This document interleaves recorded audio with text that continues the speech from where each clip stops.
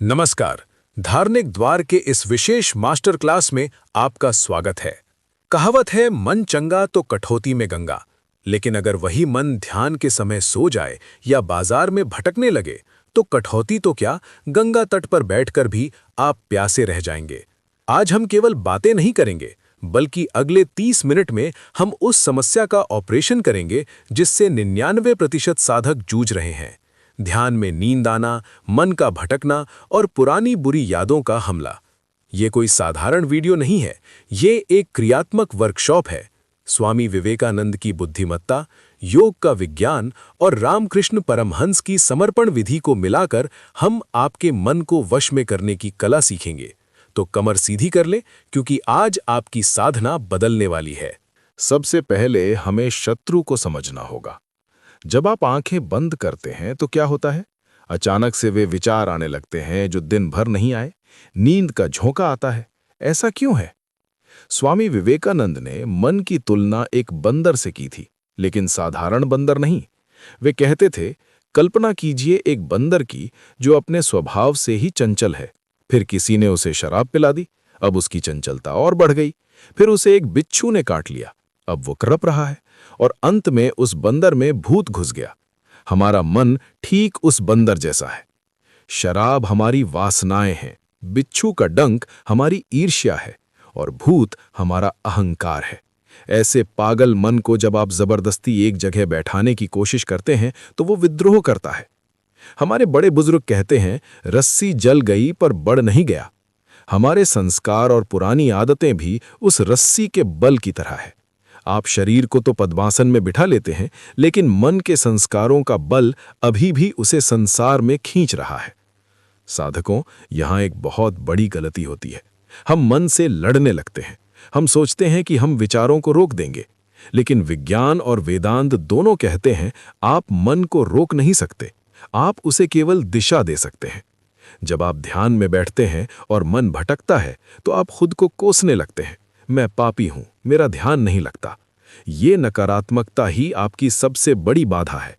स्वामी विवेकानंद कहते थे, मन को साक्षी भाव से देखो, उसे भटकने दो, बस उसके साथ बह मत जाओ। जैसे आप सड़क के किनारे खड़े होकर गाड़ियों को आते जाते देखते हैं, वैसे ही विचारों को देखें। लेकिन समस्या केवल विचारों की नहीं है, समस्या है तमस यानी आलस्य की। क्या आपको कभी ऐसा लगा है कि जैसे ही माला हाथ में ली, पलकें भारी होने लगी? ये केवल थकान नहीं है, ये मन की एक चाल है। मन को पता है कि अगर ये व्यक्ति ध्यान में गहरा उतर गया तो मेरा राज खत्म हो जाएगा। इसलिए मन आपको सुला देता है। इसे हम लय कहते हैं। पतंजलि योग सूत्र में भी लय को एक बड़ी बाधा माना गया है। आप में से कितने लोगों को ध्यान में बैठते ही नींद आने लगती है या पुराने झगड़े याद आने लगते हैं? मुझे अभी नीचे कमेंट में लिखकर बताएं, नींद यानी स्लीप या विचार यानी थॉट्स आपकी सबसे बड़ी बाधा क्या है? इस वीडियो में आगे मैं आपको ठीक 5 मिनट बाद ऐसी वैज्ञानिक तकनीकें बताऊंगा जो इस नींद को हमेशा के लिए तोड़ देंगी। लेकिन उससे पहले इस दर्शन को पक्का कर लें। मन आपका शत्रु नहीं है, वो एक बिगड़ा हुआ बच्चा है। उसे डंडे से नहीं, अनुशासन और प्रेम से सुधारना होगा। एक और पुरानी कहावत है, अधजल गगरी छलकत जाए। जो साधक बिना तैयारी के, बिना विधि के सीधे गहरे ध्यान में कूदना चाहते हैं, वे उस आधी भरी गगरी की तरह छलकते रहते हैं, कभी यहां कभी वहां। स्थिरता नहीं आती। अगले 25 मिनट हम उसी स्थिरता की नींव रखेंगे। तो चलिए अब दर्शन से आगे बढ़ते हैं विज्ञान की ओर। कैसे अपने शरीर और प्राणों का उपयोग करके इस बंदर रूपी मन को जंजीर में बांधा जाए। क्या आप तैयार हैं उस रहस्य को जानने के लिए जो ऋषियों ने मुद्राओं में छिपा रखा था? साधकों, अब हम दर्शन शास्त्र से निकलकर प्रयोगशाला में चलते हैं। हमारे बुजुर्ग कहते थे, नाच न जाने आंगन टेढ़ा। अक्सर गलती हमारे मन की नहीं, हमारे बैठने के तरीके, पोस्चर की होती है, और हम दोष अपने कर्मों को देते हैं। जब आप ध्यान में बैठते हैं तो पहली तकनीक है मेरुदंड की सीधी रेखा।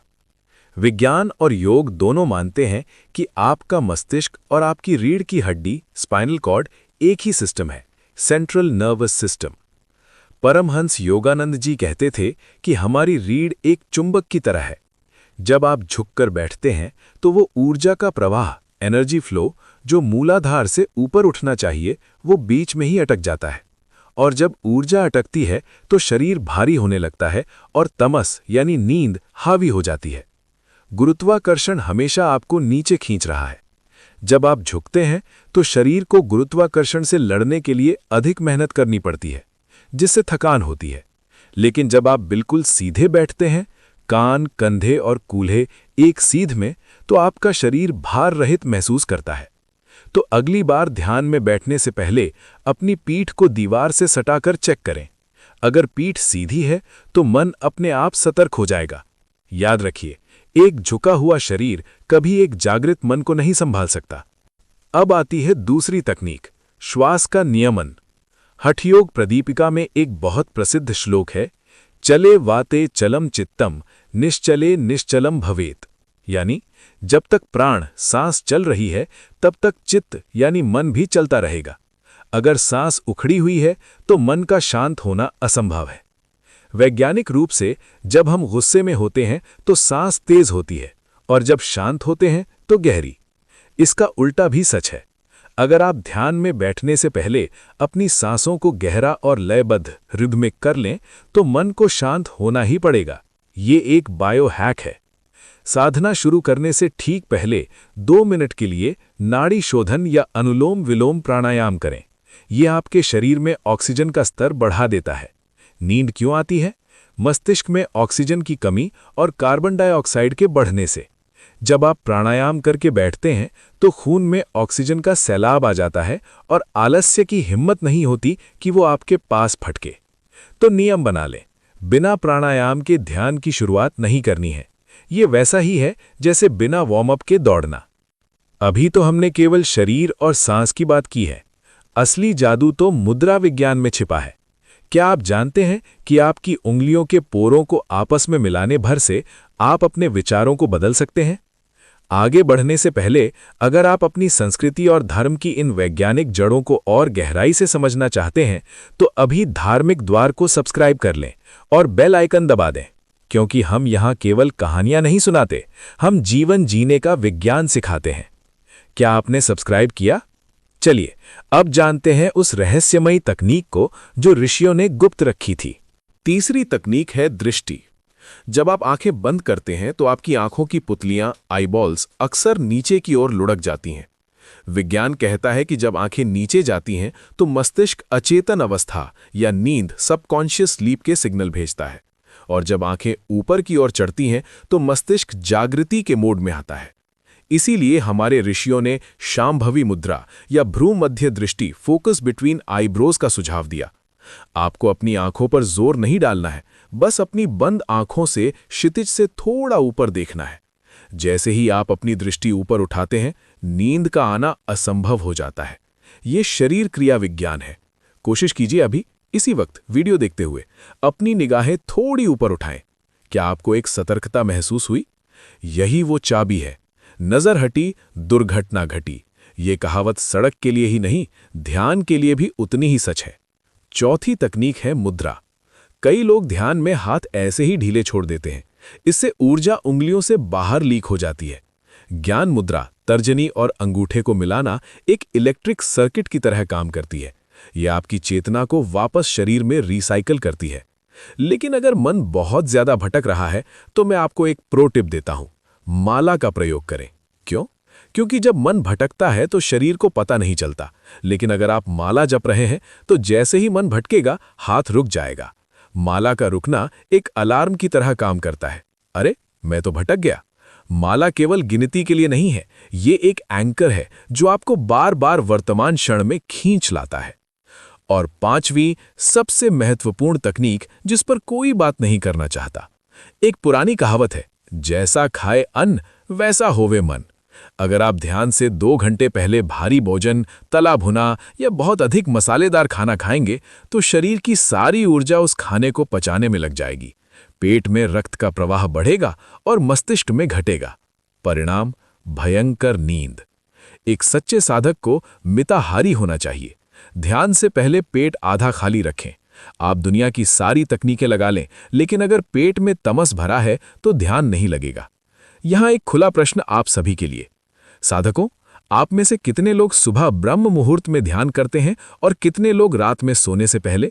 मुझे नीचे कमेंट्स में बताएं, मॉर्निंग या नाइट, क्योंकि अगले भाग में मैं जो समर्पण विधि बताने वाला हूं वो रात के ध्यान के लिए एक वरदान है। अब तक हमने शरीर को सीधा कर लिया, सांसों को लय में ले आए और दृष्टि को ऊपर उठा लिया। लेकिन उस जिद्दी मन का क्या, जो पुरानी यादें कुरेद रहा है, जिसे कोई आसन नहीं रोक पा रहा?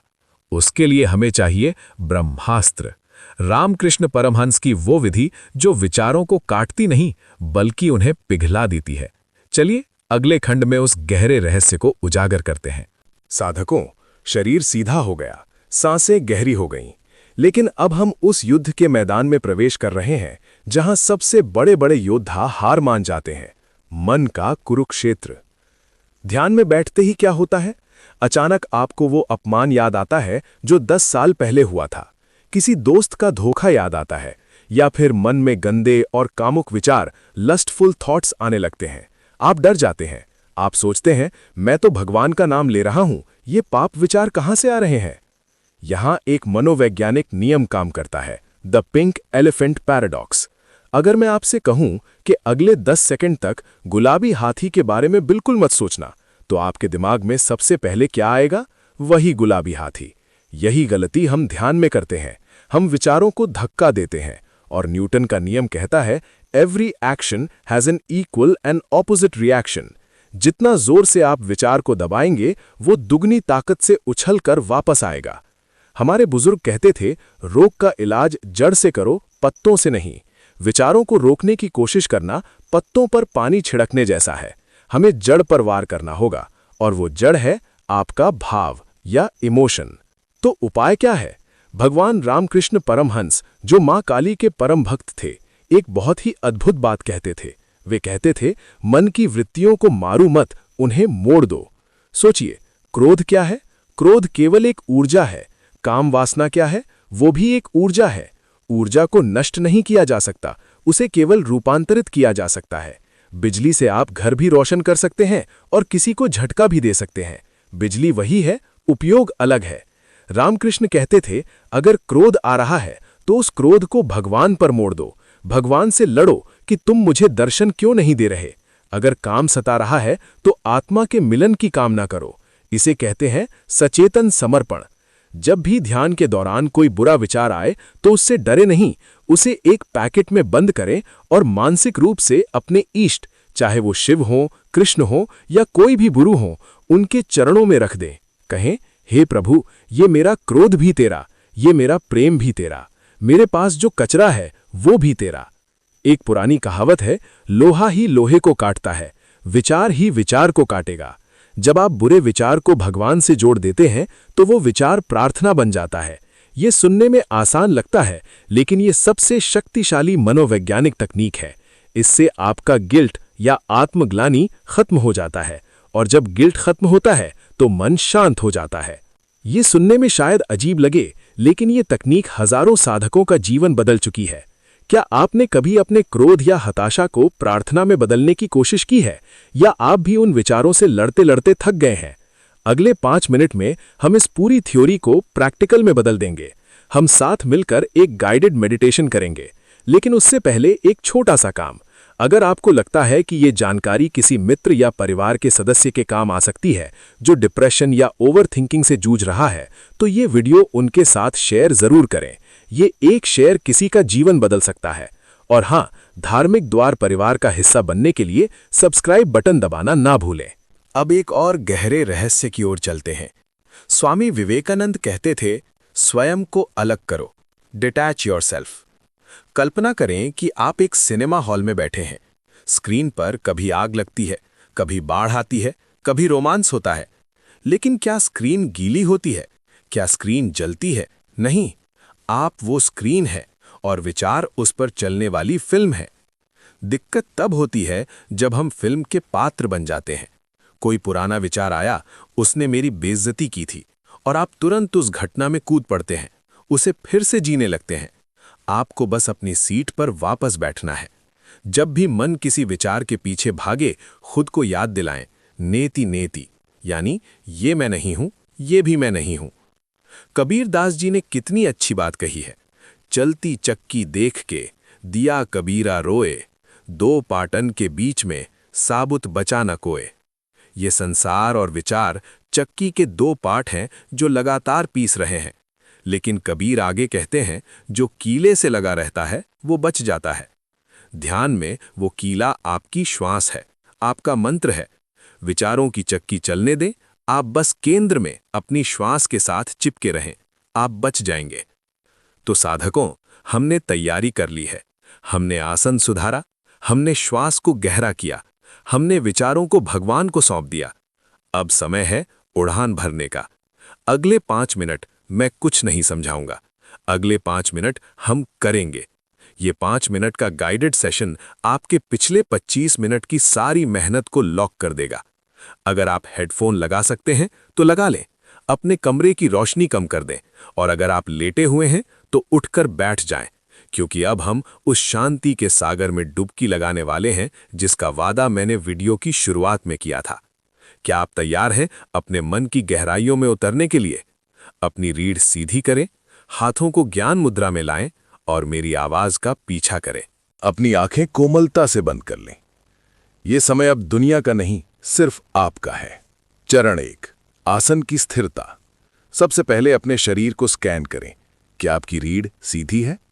कल्पना करें कि एक अदृश्य धागा आपके सिर के ऊपरी हिस्से को आसमान की ओर खींच रहा है। अपनी गर्दन को ढीला छोड़ें, कंधों को कानों से दूर नीचे गिरने दें। अपने चेहरे की मांसपेशियों को रिलैक्स करें, माथे पर कोई शिकन नहीं, जबड़े ढीले, एक हल्की सी मुस्कान अपने चेहरे पर लाएं। याद रखें, शरीर थिर तो मन थिर। चरण 2, श्वास का दर्शन। अब अपना पूरा ध्यान अपनी नासिका के अग्रभाग, टिप ऑफ द नोज पर ले आएं। सांस को नियंत्रित न करें, बस उसे देखें। जैसे एक द्वारपाल दरवाजे पर खड़ा होकर आने जाने वालों को देखता है, वैसे ही हर सांस को देखें। सांस अंदर आ रही है, ठंडी और ताज़ी। सांस बाहर जा रही है, गर्म और विश्राम देती हुई। हर बाहर जाती सांस के साथ सोचें कि आपकी सारी थकान, सारा तनाव धुआं बनकर बाहर निकल रहा है, और हर अंदर आती सांस के साथ ब्रह्मांड की दिव्य ऊर्जा प्रकाश बनकर भीतर भर रही है। चरण 3, मन का समर्पण। अगर इस वक्त कोई विचार आ रहा है, चाहे वो घर का हो या दफ्तर का, उसे रोकने की कोशिश न करें। कल्पना करें कि आप एक नदी के किनारे बैठे हैं। विचार उस नदी में बहते हुए पत्तों की तरह हैं, उन्हें बहने दें। आप नदी नहीं हैं, आप किनारे पर बैठे साक्षी हैं। मन से कहें, तू जहां जाना चाहता है जा, मैं यहीं अपनी सांस के साथ रहूंगा। चरण 4, ज्योति का ध्यान, विजुअलाइजेशन। अब अपना ध्यान अपनी दोनों भौहों के बीच, भ्रू मध्य या अपने हृदय केंद्र में ले जाएं। वहां एक छोटे से सुनहरे दिए की लौ, गोल्डन फ्लेम की कल्पना करें। ये लौ बिल्कुल स्थिर है, हवा का कोई झोंका इसे हिला नहीं पा रहा। ये लौ आपकी आत्मा है, आपका असली स्वरूप। देखें कि इस लौ का प्रकाश धीरे धीरे बढ़ रहा है। ये सुनहरी रोशनी आपके दिमाग में, आपके गले में, आपके कंधों में और आपकी छाती में फैल रही है। आपका पूरा शरीर प्रकाश से भर गया है। इस प्रकाश में न कोई चिंता है, न कोई भूतकाल, न कोई भविष्य। यहां केवल वर्तमान है, केवल शांति है। यहां 10 सेकंड का विराम। महसूस करें, अहम ब्रह्मास्मि, मैं ही वो दिव्य चेतना हूं। मैं ये शरीर नहीं हूं, मैं ये मन नहीं हूं, मैं वो शक्ति हूं जो इस शरीर को चला रही है। चरण 5, वापसी। अब धीरे धीरे अपनी चेतना को वापस शरीर में लाएं। अपने आसपास की आवाजों को सुनें, अपने हाथों और पैरों की उंगलियों में थोड़ी हलचल करें, जल्दबाजी न करें। इस शांति को, इस ठहराव को अपने अंदर लॉक कर लें। संकल्प लें कि जब आप आंखें खोलेंगे तो ये शांति आपके साथ बनी रहेगी। अपने दोनों हाथों को आपस में रगड़ें, उस गर्माहट को अपनी आंखों पर लगाएं और धीरे से एक मुस्कान के साथ अपनी आंखें खोलें। साधकों, कैसा महसूस हो रहा है? हमारे यहाँ कहावत है, अंत भला तो सब भला। अगर आपने इस आखिरी 5 मिनट को जी लिया तो समझिए आपकी साधना सफल हो गई। ये शांति जो आप अभी महसूस कर रहे हैं, यही आपका असली स्वभाव है। बाकी सब गुस्सा, तनाव, चिंता केवल धूल है जो शीशे पर जम गई थी। आज हमने उस धूल को साफ करना सीखा है। अगर इस 30 मिनट की मास्टर क्लास ने आपके जीवन में 1% भी वैल्यू जोड़ी है तो गुरु दक्षिणा के रूप में केवल एक चीज मांगूंगा। इस वीडियो को लाइक करें और कम से कम एक मित्र के साथ शेयर करें जिसे इसकी जरूरत है। नीचे कमेंट में लिखें, आई एम पीसफुल, यानी मैं शांत हूं, ताकि आप इस संकल्प को पक्का कर सकें। ऐसे ही प्रामाणिक और गहरे आध्यात्मिक ज्ञान के लिए अपने चैनल धार्मिक द्वार, धार्मिक डोर को अभी सब्सक्राइब करें और बेल आइकन दबाएं। हम जल्द ही मिलेंगे एक और गहरे विषय के साथ। तब तक के लिए हंसते रहें, ध्यान करते रहें।